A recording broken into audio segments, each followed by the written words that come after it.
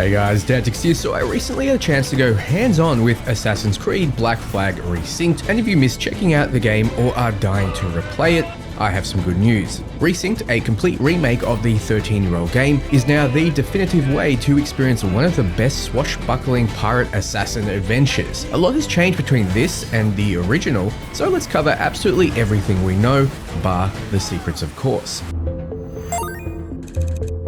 So we played an early access build and weren't encouraged to record until after reaching Havana and getting on the Jackdaw, your now even more upgraded ship. We had a lot of time free roaming and then dipped our toes into some old and new missions. First, the game is very obviously lovingly rebuilt from the ground up using the Anvil engine, which you may recognize from Assassin's Creed Shadows. Console owners especially will be happy that the devs achieved 60 frames per second on 4K resolution. We played on a still in development PC build and my experience was technically seamless. Everything looked and ran beautifully with nary a drop frame. Though the game has been rebuilt, the story remains the same. There has been seemingly no change in voice actors between titles, and the original actors are back to voice the new content, in which we get an additional approximately 6 hours between new missions and tasks. Though the original had multiplayer, there will be none in Resynced, nor will there be the DLC. The devs also aren't closed off to the idea of adding DLC and new content post-release. The primary reason to look at Resynced at all is because of this new engine with its higher resolution textures that seemingly load in as you get closer and further from objects, the enhanced lighting with ray tracing as a default, the much more detailed environments, and the immersive weather system which has the ground stay muddy after raining and slowly drying off in the sun. However, the devs have added more to entice us in. For starters, the combat system has been completely reworked. In the original, it was fairly easy to chain together kills in a very smooth, flowing, almost action movie sequence. It was fun, but very simple and very easy, and it was almost impossible to die. Now, there is some difficulty to it. I never died in the original, but I did here, even though it was only because I was testing out what the different skills would do. You are rewarded for perfect parries with a finishing flourish, but just spamming attack will burn down enemies' block meter. In order to dispatch them fast, you have to use your range of abilities, from powerful, almost one-hit kill pistol shots to leg sweeps which completely removed enemies' guards, and a hook shot that pulls enemies to you like Scorpion from Mortal Kombat. I was told later on enemies would get much harder. You also interact with the environment more than ever with a physics engine that rewards you for pulling enemies on or off ledges or onto destructible objects. You'll unlock abilities as you progress, and you'll power up as you find better gear. This is not an RPG though, like most recent Assassin's Creeds. You won't be struggling to damage enemies a higher level than you. Instead, your gear will increase your power level. For example, your swords will dictate how many enemies you can chain combo sequentially.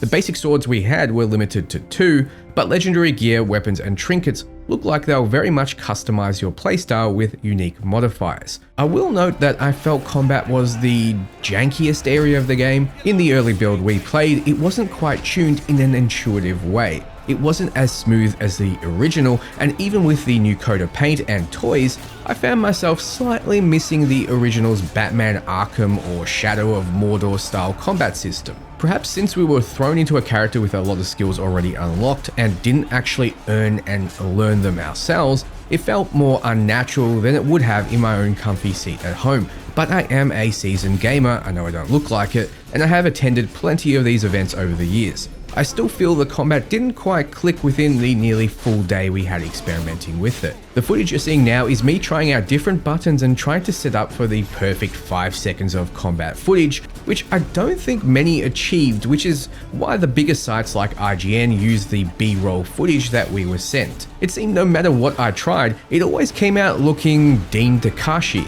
To underline that point, if you had more time with the game than we did, you'll be pulling off far more flashy and impressive things. The systems are there, it just feels a little clumsy. So is the combat different from the original? Yes. Will you buy it for the improved systems? I don't think so. Though a few of my mates noted that they would sometimes use a finisher on an enemy and their pompadour wigs would fly off. and that might be funny enough alone to change my mind. The other big change, and improvement this time, is naval combat. It seems something good has come from Skull and Bones, who would have guessed. As sailing the Jackdaw, your pirate ship has never felt better. You have a range of weapons depending on which side of the ship you're aiming. You can detonate highlighted weak points, fire your broadsides, drop explosives, fire mortars, and much more.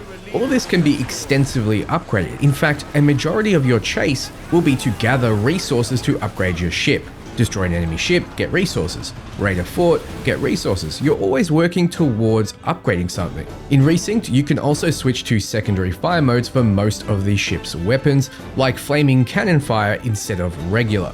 You can upgrade your arsenal, your individual ship stats and ammo, and its appearance, but over time you'll also find new officers which provide powerful buffs. Lucy Baldwin, no relation to Alec, the Padre, and Deadman Smith. These new officers and the old ones have unique narrative questlines that reveal their backstory, so gain their trust to recruit them to your crew. They bring with them special gameplay abilities. The Padre joins your crew as a master of arms, a strong fighter that enables the Jackdaw to ram other ships. Deadman Smith doesn't seem quite as powerful as a fighter, as that isn't listed in his explanation. Instead, he's a master gunner, which enables your broadsides to fire twice per salvo, which seems insane when you consider how often the broadsides are used in the original. We got to recruit Lucy Baldwin during our play session, and alongside being a pretty shipwright, she can help reduce the damage your ship takes when you brace, if you time it just right, like a perfect parry. You'll be using the Jackdaw any chance you get, even though there is a fast travel to areas you've visited before. As you sail, you'll run into loose items to pick up easily with a button press, and crew to replenish yours, as you will lose ship's crew as you board other vessels and attack. Get a ship's health low enough and you can board them.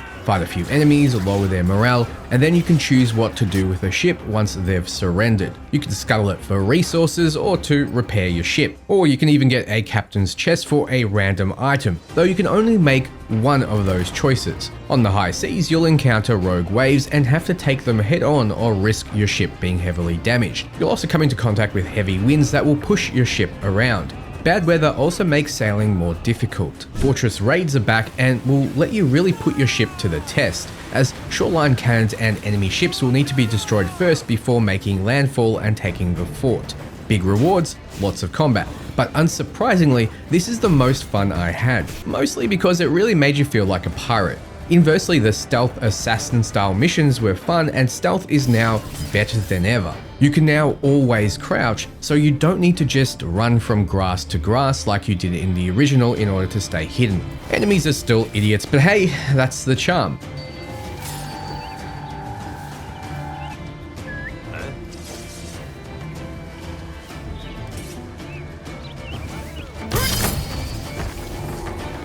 You can always use sleeping and berserk darts to help with the stealth process, as well as whistling to get them close, but I didn't get to try out the darts. Parkour, like combat, wasn't quite as tight as it was with a game such as Shadows. Sometimes it felt like Kenway wasn't quite going where I wanted him to go. However, 95% of the time it works seamlessly, and maybe this is just my imagination, but it looks like it's much faster now. I'm talking climbing and leaping more confidently than ever. One big change I noticed was fail states with the tailing missions. Not only does the game not fail you instantly when you're caught tailing an enemy, you're also thrown into combat and the mission progresses forward in this new super state. Nothing was more annoying in the original, and they clearly heard our feedback. This and the lack of Animus content really seems to speed the narrative along. Now, I mentioned before that there is new content and narrative arcs. Blackbeard gets some new missions, along with missions for your new officers. You also get some more scenes with Edward's wife,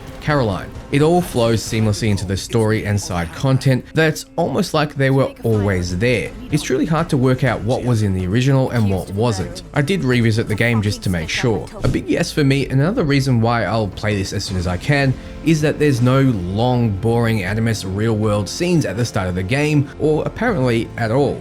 Instead, you'll find data files and rifts that act as voiced and animated codex entries that will fill you in on that side of the story when you choose to activate them within the vault section of your menu. Now, I know a lot of people like the Assassin's Creed sci-fi elements, but I certainly didn't, and I don't find myself missing them, especially in the opening act, which now flowed much better. but I might be the minority there. Speaking of flowing much better, the audio has been improved in almost every way. You'll hear sounds spatially now. Cannons flying past you, water all around you, new music, new sea shanties to collect, select, and hear on your boat. The combat and movement sounded realistic, and overall, no notes.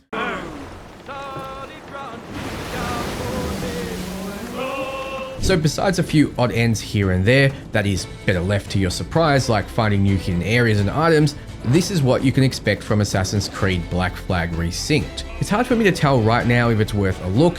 If you all enjoyed the original and have wanted to replay it, this is absolutely the way to do it. The graphical improvements alone would be enough. If you haven't checked out Black Flag before but enjoy other open world RPGs or even pirate games, keep your eye on this title. If you played other Assassin's Creed games and didn't enjoy them, this is a superior game overall, but it doesn't change the formula enough that you'll suddenly enjoy it. Though, stay tuned for reviews when everyone gets their chance to play it all the way through. After my short time with the game, I'm excited to roll credits again. It's been more than a decade. So, thanks for watching. Let me know below what you think, and until next time, ciao friends.